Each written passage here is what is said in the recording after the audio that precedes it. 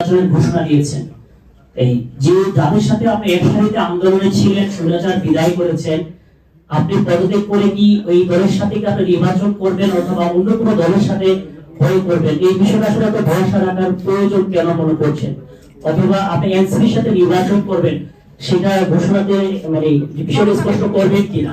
ভরসা রাখছি না এই বিষয়ে, আসলে সত্যিকার অর্থেই কোনো সিদ্ধান্ত হয়নি এখনো। আর এই বিষয়ে যদি চূড়ান্ত সিদ্ধান্ত হয় তাহলে আপনারা সবাই জানতে পারবেন।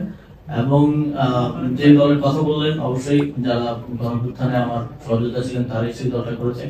তবে আমি আরো অনেক আগেই বলেছি যে এটা ধরে নেওয়া ঠিক হবে না যে আমি সেই দলেই যুক্ত হবো বা অংশগ্রহণ করবো।